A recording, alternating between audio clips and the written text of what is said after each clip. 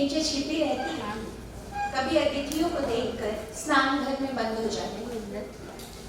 10 की उम्र तक आते आते मैं उस घर को अदृश्य कर देना चाहती थी, जहाँ कुछ सुंदर था तो हर श्रृंगार का वह पेड़, जिसके फूल मेरी माँ के आंसुओं और पिता के पश्चाताप की तरह झड़ते थे। 14 की उम्र में मैं एक रोज उन हाथों को गायब कर देना चाहती थी जो मेरे स्कूल ड्रेस का नाप ले रहे थे, और उस फुसफुसाहट को जो मेले की भीड़ में मेरे कानों में जल उठी थी।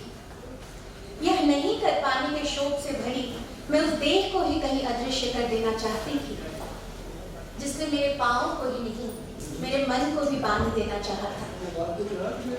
आज 38 साल बाद भी किसी रोज अदृश्य हो जाने की इच्छा से वैसे ही भर उठती हूँ, जैसे अचानक ही एक दिन जीवन से अदृश्य हो गया प्रेम, मन से उसकी आस्थाएं।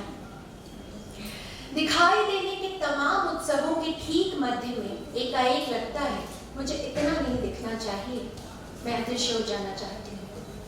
उतना ही जितना वे कई सारे लोग जो सामने होते हैं लेकिन दिखाई नहीं देते, उतना ही जितना वे कई सारे दुख जिन्हें देखती तो हूँ लेकिन दरअसल कभी नहीं देखती। जैसे मैंने हर लाल बत्ती पर पहले गिड़गिड़ाती फिर कोसती हुई उस भूख को देखा और नजरें फेर दी, जो मुझे नहीं दिखी पार्क के अंधेरे कोने में बैठे उस युवक की आंखें, जिसमें प्रेम की पीड़ा नहीं मालिक की दी गई गालियां छलक रही थी। मेरी एक मौसी, उसके दुख इतने दिखाई देने लगे थे, एक दिन खुद दिखाई देना बंद हो गई। मेरी एक सखी बचपन से आज तक किसी को नजर ही नहीं आई। मेरा एक पड़ोसी बीते दंगों में सोचता था उसका नाम किसी को दिखाई नहीं था। मेरे इस दिखाई देने ने पृथ्वी को इतना घेर लिया है, कई कई नदियां, जंगल, पशु, वनस्पति बस अपने नाम में शेष हैं। गाड़ियों तले कुचले जा रहे वन्यजीव सड़क शहर में मरने की इच्छा से नहीं आए थे। सड़कों पर याचना में खड़े पशु इस धरती पर मेरे बराबर के हिस्सेदार थे। मैंने ये सब नहीं देखा या फिर सब देखा और इन दृश्यों को नहीं बदल पाने की ग्लानि से इतना भर गई, स्वयं को ही वहां से अदृश्य कर लेना चाहती रही। चूंकि ऐसा कोई जादू मैं नहीं जानती, सोचती हूँ मेरे दिखाई देने का मेरे अलावा भी कोई अर्थ नहीं। दिखाई तो दूं, लेकिन दिखाई देने की इच्छा से मुक्त ही रहूं। अगली कविता है मणिपुर के लिए, जबकि बहुत कहा जा रहा है, बार बार कहा जा रहा है और कोई अर्थ नहीं रह रहा है। स्त्री कहाँ रहती है, इसके कई उपशीर्षक भी हैं। पहला उपशीर्षक है अस्पर्श। स्त्री अपनी योनि में रहती है। यह नानी ने अपनी माँ से सुना था। उन्होंने पहले माँ और फिर मुझे इतने कपड़ों में लपेटा कि धूप, हवा, बारिश सबसे अछूती रही। वह मालिश के दौरान भी भले ही खुली रही देह, योनि को ममता का स्पर्श नहीं मिला। संशय, उसे सिखाया गया सलीके से चलना, पैरों को जोड़कर बैठना। सड़कों पर चलते परत दर परत कपड़ों में लिपटी थी वह, फिर भी उन्हें मिलती रही उसकी आदम गंध। उनकी आंखों में कामना की नग्न भूख देखकर वह भूलती गई कि उसका भी कुछ काम में था। संसर्ग, वह सोचती है कि जिस प्रथम पुरुष को उसने खुद को सौंपा, उसने उसका हृदय भी देखा कि नहीं, या वह सिर्फ रही अक्षत, अविचल, विजित की जाने वाली योनि मात्र। वह जो अंतिम पुरुष होगा, क्या वह भी उतनी ही कामना से भरा होगा उसके वरण हेतु, जब शुष्क हो जाएगी उसके भीतर की नदी। प्रतीक्षा, बलात् प्रेम की दीर्घ यातनाओं के मध्य भी शेष रही स्पर्श की कामना, जो उसे सदियों के अभिशाप से मुक्त करे, जो उसे छूते हुए उसके हृदय की ग्रंथियां भी खोल सके, जिसके प्रेम में तरल होते हुए उसे पाषाण में परिवर्तित कर दिए जाने का भय मिला। सृष्टि, प्रथम रक्तस्राव से शिशु जन्म के अपने उद्देश्य तक सृष्टि का सारा भार वहन किया उसने, फिर भी एक स्त्री के लिए वर्जित रहा यह शब्द। उसे योनि को वहन करते हुए योनि की इच्छाओं से मुक्त रहना था। अभियोग, उसे पत्थरों से पीटा गया, जंजीरों से जकड़ा गया, अग्नि से जलाया गया, सरियों से विच्छेद किया गया। उपभोग के बाद वह घृणा की पात्र थी। स्त्री की मृतदेह पर भी योनि को उसके होने की सजा दी गई। वे डरते थे उसकी अविजित कामनाओं से, उसके अंधेरे अगम्य अनंत से।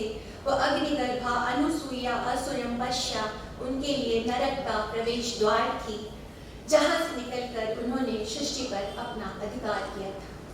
मुक्ति। देवताओं ने कहा, आकार में वह किसी बीज सी थी, कांति में चंद्रमा सी, वह पूर्ण थी और पूर्णामृत भी। श्री प्रीति अंगदा पुष्टि पुष्टि यथा, सभी 16 कलाओं से युक्त उसके अंदर बहती नदी से सिंचित थी धरा। वह आकाश गंगा थी और वही पृथ्वी की रहस्य गाथा, उससे मुक्ति में सिद्धि। मानवी ने कहा, शरीर के सभी अंगों की तरह एक अंग मात्र है वह, उसका स्थान तय है और उसका कर्म भी। न अतिशय आकर्षण, न ही घोर विकर्षण के पात्र।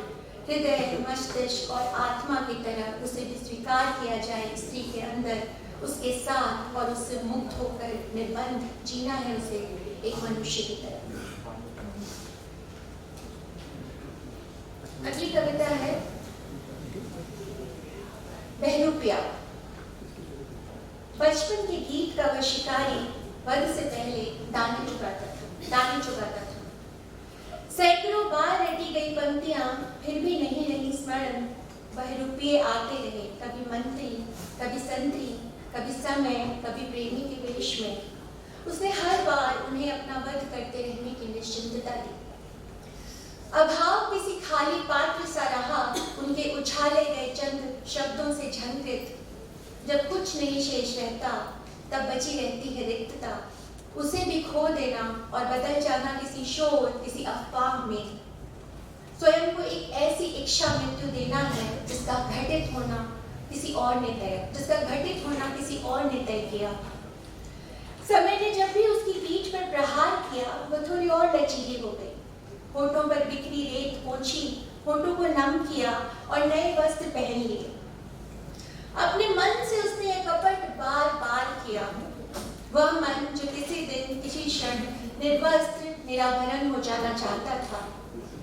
उसने किसी शहर से शिकायत की उसके अपरिचित होते जाने की, जबकि उसे पूछना था अपने ही आईने से, आईना आईना बोलो, कौन बहरूपिया है बड़ा। एक समय, कोई शहर, एक राजा, एक मंत्री, कोई प्रेम या वह औरत जो सोचती थी वह स्वयं को खोज ही लिया करेगी उसकी हर नई आत्महत्या के बाद। थोड़ा फ्लेवर चेंज करती हूँ। यह प्रेम नहीं, डिजायर की कविता है। मार्च की देह गंध। मार्च की देह में घुले हुए हैं केशों के घुंघराले लच्छे, उंगलियों में फंसी सिगरेट, प्ले बॉय परफ्यूम की सस्ती खुशबू, वर्जित में प्रवेश की पहली गंध। तब से मैंने नाप ली है आधी पृथ्वी।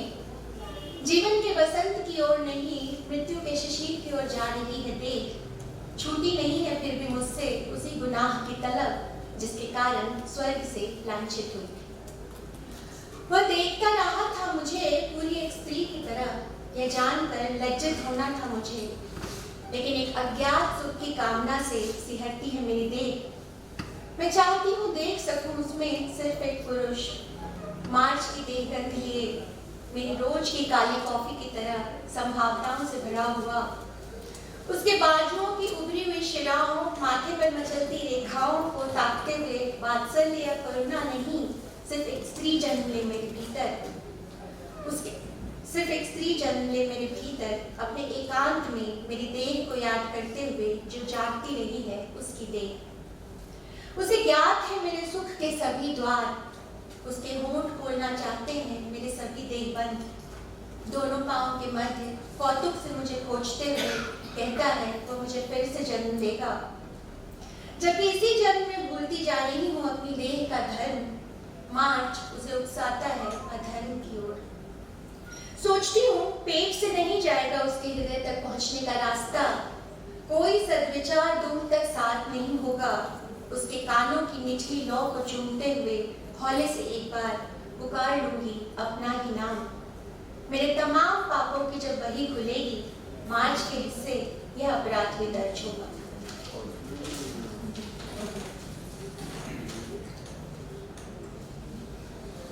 दस मिनट हो रहे हैं, मेरे पास 2 मिनट है। एक कविता पढ़ रही हूँ, कृतज्ञता।